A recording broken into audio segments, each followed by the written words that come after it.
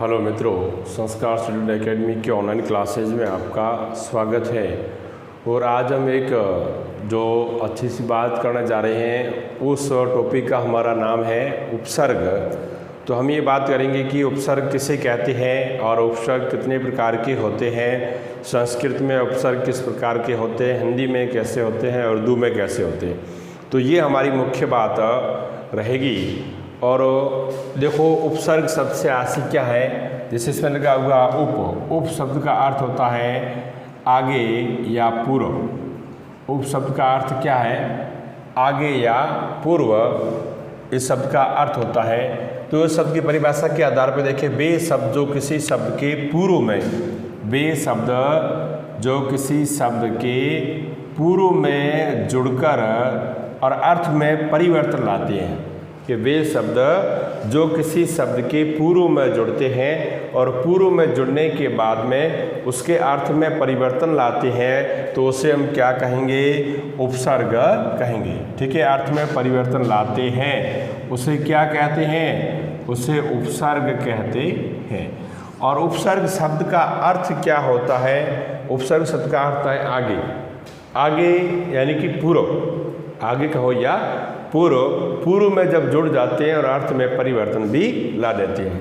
तो इस प्रकार से जो संस्कृत में भी 22 उपसर्ग माने जाते हैं, हिंदी में भी उपसर्ग है और उर्दू में भी उपसर्ग है। तो तीनों प्रकार के उपसर्ग हैं, उनके एक एक उपसर्ग के बारे में अभी अपन बात करते हैं। कि जैसे किसी शब्द का उपसर्ग अपने अलग कर लिया है और अलग करने के बाद में क्या है कि उस शब्द का पूर्ण अर्थ निकलना चाहिए, ये बात हमको ध्यान में रखनी है। जैसे कोई शब्द है और उस शब्द का उपसर्ग हमने अलग कर लिया और उसके बाद में पीछे जो बचा हुआ शब्द है उसका जो एक सार्थक अर्थ निकलना चाहिए। क्या निकलना चाहिए, सार्थक अर्थ निकलना चाहिए। जैसे हमने लिख लिया अति प्रिय, क्या लिखा, अति प्रिय, तो उसमें अति प्रिय शब्द था, अति उपसर्ग को अलग करने के बाद में शब्द बचा है प्रिय, और ये प्रिय शब्द का वास्तविक पूर्ण अर्थ निकल रहा है। जैसे अतिरिक्त, इस उपसर्ग को अलग कर लिया और पीछे बचे हुए शब्द का इसका वास्तविक अर्थ निकल रहा है अतिसार, और इसके बाद में ये उपसर्ग अलग करने के बाद में शब्द का अर्थ बच रहा है। तो ये बात हमको प्रमुख रूप से ध्यान में रखनी होगी। ये उपसर्ग है। जैसे आगे अपन पढ़ेंगे प्रत्यय के बारे में, तो प्रत्यय में क्या होता है, उपसर्ग का जो विलोम और अपोजिट क्या है, प्रत्यय। तो किसी शब्द के जो पूर्व में जुड़कर अर्थ में परिवर्तन लाते हैं उसे क्या कहते हैं, उपसर्ग। और किसी शब्द के अंत में, किसी शब्द के अंत में जुड़कर अर्थ में यदि परिवर्तन लाते हैं तो उसे क्या कहते हैं, प्रत्यय। क्या कहते हैं, प्रत्यय। तो प्रत्यय और उपसर्ग दोनों एक दूसरे के अपोजिट है, विपरीत है। जैसे आगे कई उदाहरण लिखिए अपने, अधि, अब इसमें अधिक को अलग करने के बाद में कार शब्द का वास्तविक अर्थ निकल रहा है। इस जगह भी अधिक को अलग करने के शेष शब्द का वास्तविक अर्थ निकल रहा है। इस जगह अधिक को अलग करने के बाद में कर्ण का अर्थ निकल रहा है। ये अनु शब्द का अर्थ होता है पीछे, तो ये अनु को अलग कर लिया, कर्ण का अर्थ निकल रहा है। इस जगह अनु को अलग किया, संधान का अर्थ निकल रहा है। अनु को अलग कर लिया, ग्रह का अर्थ निकल रहा है। तो इस सभी में ऐसा का ऐसा हो रहा है। अभी देखते हैं इसमें आगे। और अभी, ये अभी उपसर्ग लगा हुआ है इसमें भी अभी उपसर्ग लगा हुआ है। वादन शब्द का अर्थ हो रहा है ध्वनि से संबंधित, ये अभी को अलग किया, शेख का अर्थ निकल रहा है। अब इसमें अव लिखा हुआ है और ये अव में अलग कर लिया उपसर्ग को, पीछे गुण बच रहा है। इस जगह अव को अलग करने के बाद में हेलना का वास्तविक अर्थ निकल रहा है। अव अलग करने के बाद में साध का वास्तविक अर्थ निकल रहा है। इस जगह उत या उद, तो उसमें उत्सर्ग क्या है, उत्सर्ग। तो उत को अलग करने के बाद में इस जगह हलंत लगा हुआ है, ये हलन लगा हुआ है, तो उत को अलग करने के बाद में सर्ग बच जाएगा। इस जगह उत या उद को अलग करने के बाद साह बच जाएगा और उत को अलग करने में थान बच जाएगा। जैसे भी उत्कर्ष है तो भी उसमें क्या है, उत ही आएगा। अब इस जगह दूर है या दूष है, और दोनों ही हलंते, दोनों ही क्या है, हलंते। दुर्गुण यादा र है, पीछे गुण बच जाएगा। ये दुराचार है तो दुर्धन आचार हो जाएगा, दुर्धन क्या हो जाएगा, आचार हो जाएगा। ये दुष्धन साहस हो जाएगा, ये आधार इस जगह आ जाएगा, दुर्धन जन हो जाएगा। ये नी है, नी से क्या हो जाएगा, नी से पीछे बच जाएगा वारण, नी से पीछे बच जाएगा सेद, इस जगह नी से अलग करने के बच जाएगा लय, लय का मतलब होता है ताल ध्वनि में।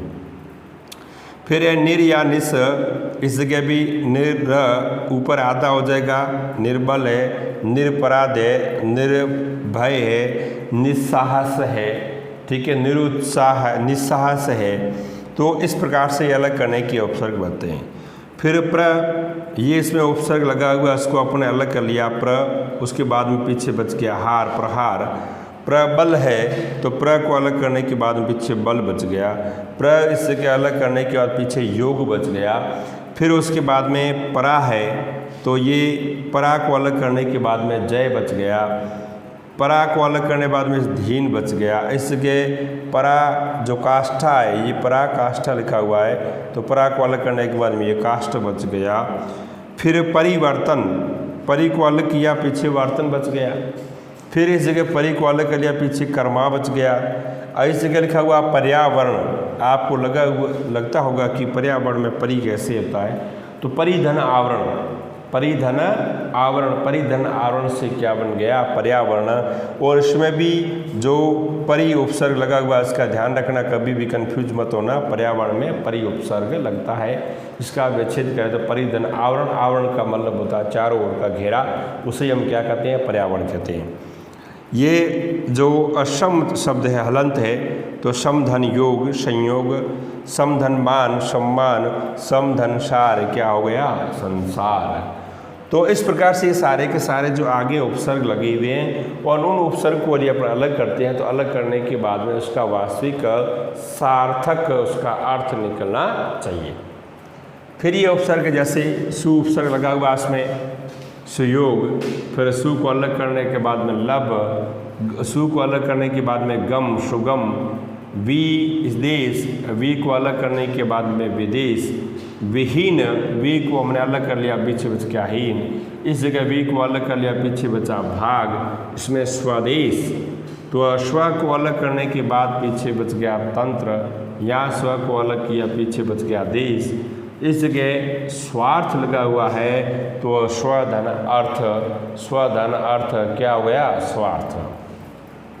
फिर यहाँ आते हैं हिंदी के उपसर्ग, संस्कृत के उपसर्ग लगभग कुल मिलाकर 22 माने जाते हैं। तो हिंदी के उपसर्ग है वो पढ़ने में भी अपने को एकदम अलग ही लगेंगे। हिंदी में जैसे अकाज, ठीक है, ये अ को अलग किया, पीछे काज बच गया, काज अचेत है, अटल है। ऊ में इससे क्या हो गया, उछालना, क्या है, उछालना, ऊ उपसर्ग को अलने के बाद में छालना। ऊ से ताड़ना, ऊ से उजड़ना, इसमें लगा हुआ औ, तो औ से अवगुण, अवघट, अवसर, ठीक है। अन, तो उसमें अन पढ़, ये अन देखा, अनमोल। तो इस प्रकार से अधा, अधा के बाद में ये विसर्ग लगा हुआ है, तो अधा पतन और बीच में अधा लिखकर विसर्ग लगाकर और पतन पढ़ेंगे तो भी इसका संधि विच्छेद के आधार पर, संधि के नियम के आधार पर जो अधोपतन पढ़ा जाएगा, अधोमुख और अधोगत, ये नियम अपन जब संधि पढ़ेंगे, विसर्ग संधि पढ़ेंगे तो उसमें इसके बारे में अपन अध्ययन करेंगे। ये चौ लिखा हुआ है तो चौ माशा, चौ उराहा, चौ खट, तो उसमें आगे उपसर्ग लगा हुआ जो आपको सामने सीधा स्पष्ट दिखाई दे रहा है। ती, ती से क्या हो गया, तिरंगा, ती से क्या हो गया, तिपाही, ती से हो गया तिमाही। फिर चिर लिखा हुआ है और उसके बाद में हलंत है, चिर काल, चिर जीवी, चिर परिचित। तो ऐसे के ऐसे ये हिंदी के उपसर्ग, ऐसे कई उदाहरण हैं जिसको अपना आराम से देख सकते हैं ऐसे बीके में। फिर उर्दू के उपसर्ग है, कैसे हैं उर्दू के जो शब्द होंगे वो उनको पहचानने का तरीका ये है कि वो पढ़ने में भी जो न संस्कृत के योग्य होंगे न हिंदी के होंगे, वो अपने आप में एक अलग ही शब्द उर्दू के होंगे। जैसे अल, अल से अलविदा, क्या हो गया, अलविदा। ना से नालायक, ठीक है। ला से लाचार, बद से बदनाम, बदनसीब, बदसूरत, कम से कमज़ोर। अब देखो कमज़ोर, इसमें जो कम उपसर्ग लगा हुआ है, लेकिन ये कमज़ोर है वो उपसर्ग किसका है? जो उर्दू का है। तो अपन सामान्य तौर पर लिखते हैं कमज़ोर शब्द को कई बार यूज करते हैं, लेकिन आपको ऐसे पूछ लिया जाए किसमें उपसर्ग है, वो किस भाषा का है, किस शैली का, तो वह उर्दू का है। जैसे हम सफ़र, बेचारा, बेचैन, बेचारा, दर असल में, हर से हर रोज़, सर से सरकार। अब देखो सरकार शब्द आया, उसमें सर उपसर्ग लगा है, लेकिन वो सर शब्द किसका है? उर्दू का है। उर्दू का उपसर्ग है। ब से बतौर, बदकिस्मत, बतौर। बे से क्या हो गया? बेचारा, बेचारा। तो इस प्रकार से क्या है कि मैंने अभी आपको यही बात बताई है कि उपसर्ग शब्द से आज से कि किसी शब्द के पूर्व में जुड़ता है, पूर्व में जुड़ने के बाद में उसके अर्थ में परिवर्तन कर देता है। और एक बात अपन को ये ध्यान में रखनी है कि यदि किसी शब्द का हम आगे से उपसर्ग अलग कर देते हैं, तो उपसर्ग को अलग करने के बाद में पीछे जो शब्द बचता है उसका यदि सार्थक अर्थ निकल रहा है, तो हमारा जो उपसर्ग अलग किया बिल्कुल सही है। और उपसर्ग आपने अलग कर दिया और पीछे उसका सार्थक अर्थ नहीं निकल रहा है, तो जो आपने उपसर्ग अलग तो किया लेकिन उसका सही उपसर्ग वो नहीं है। ये बात आपको ध्यान में रखनी है।